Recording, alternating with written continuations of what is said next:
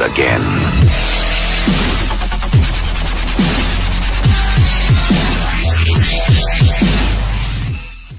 Assalamualaikum warahmatullahi wabarakatuh.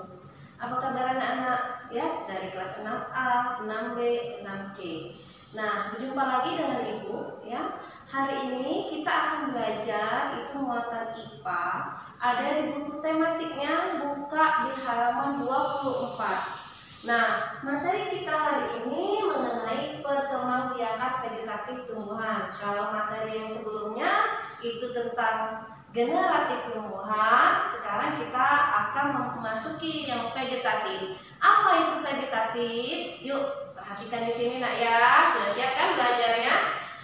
Artinya vegetatif kemarin sudah pernah Ibu jelaskan sekilas, yaitu tidak kawin. Maksud tidak kawin di sini adalah tanpa peleburan, ya. Jadi di sini Ibu buat tanpa peleburan. Peleburan itu tanpa adanya sel kelamin jantan dan betina. Sel kelamin jantan dan betina. Jadi bagaimana mereka tumbuhan bisa berkembang biak? Nah, di sini ada dua cara vegetatif. Katanya tadi kan tanpa adanya peleburan sel kelamin jantan dan betina. Ada dua cara untuk menghasilkan individu baru. Yang pertama ya, jenis-jenisnya vegetatif ini, jenis-jenis vegetatif itu ada dua. Yang pertama secara alami dan yang kedua secara buatan. Secara alami ini terbagi menjadi beberapa bagian, yaitu tunas. Tunas. Yang kedua ada yang namanya rizoma. Rizoma. Terus ada umbi, ya, umbi. Umbi ini ada umbi lapis, umbi batang. Umbi lapis dan umbi batang. Umbi batang. Ada juga stolon. Stolon, ya. Terus spora. Nah, sekarang Ibu akan menjelaskan satu-satu di sini. Yang pertama di sini secara alami. Vegetatif alami terjadi menghasilkan individu baru tanpa bantuan manusia, ya, terjadi dengan sendiri ya nak ya. Yang pertama ini bagian A namanya tunas. Apa itu tunas? Tunas adalah tumbuhan yang tumbuh, bagian yang menonjol itu bisa dari batang, bisa dari bagian ujung-ujung daun ya. Kalau bagian batang ya, kalau bagian batang, tunas batang ini contohnya tumbuhan apa nak? Ayo, batang pisang atau pohon pisang. Nah, tunas.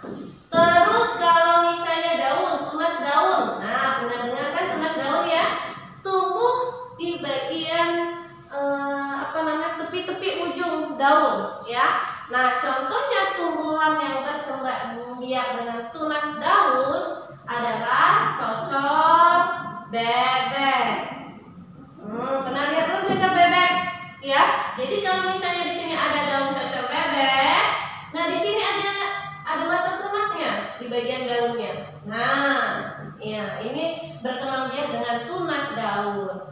Terus berkembang biak alami secara rizoma. Nah, rizoma kita akan jelaskan ya. Rizoma adalah batang yang tumbuh di dalam tanah, ya, akar, menyerupai akar. Nah, biasanya di sini jenis bumbu-bumbu dapur ya nak ya. Di sini buat jahe, ya, kunyit, ya. Nah, ini berkembang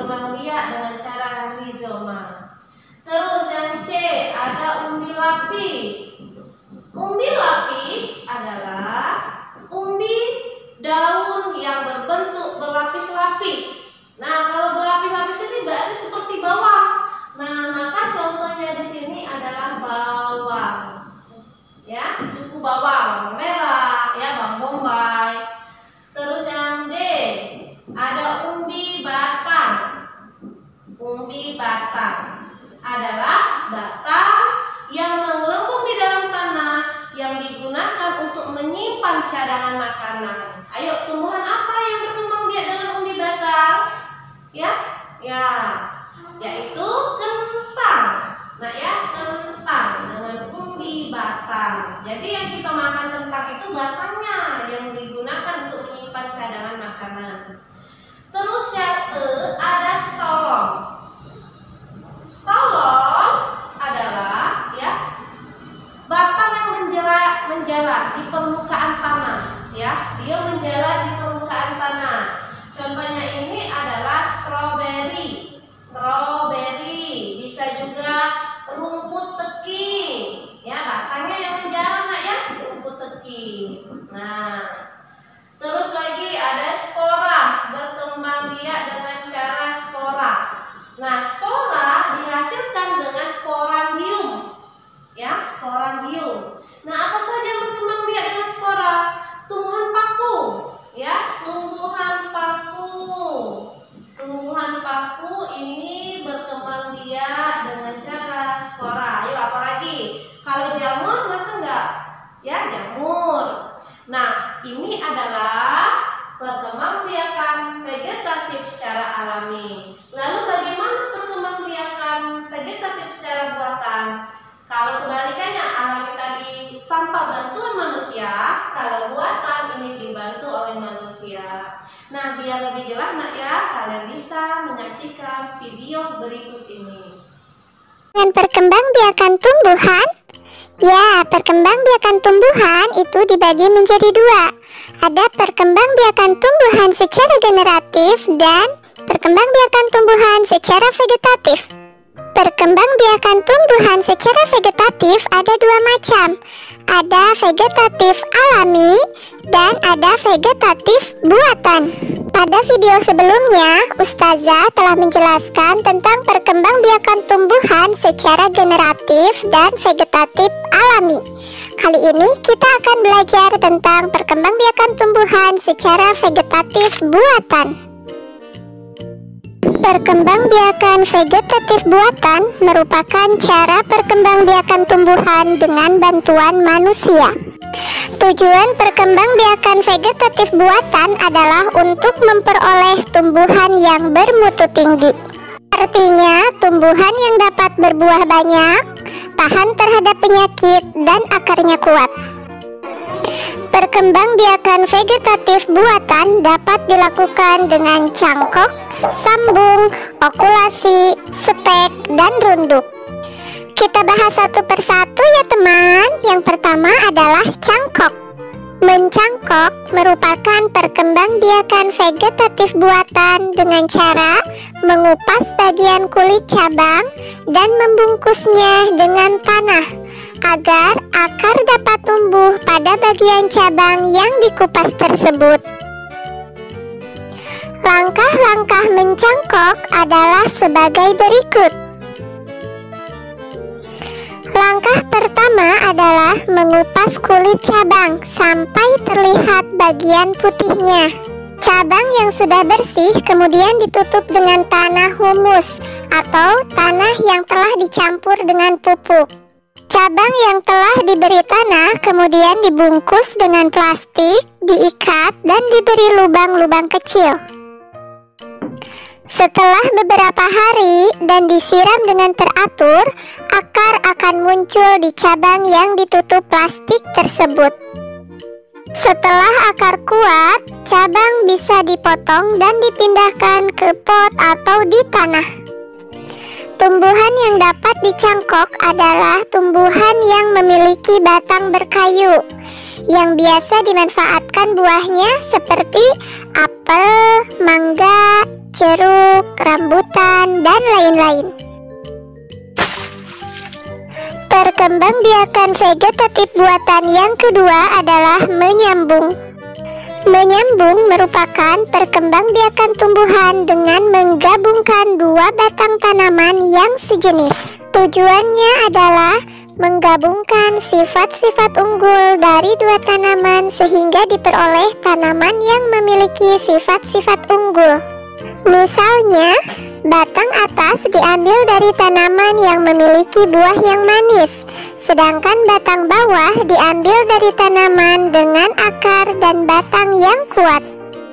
Langkah-langkah menyambung. Potong batang tanaman berbentuk huruf V untuk batang bawah. Potong batang tanaman berbentuk huruf V terbalik untuk batang atas.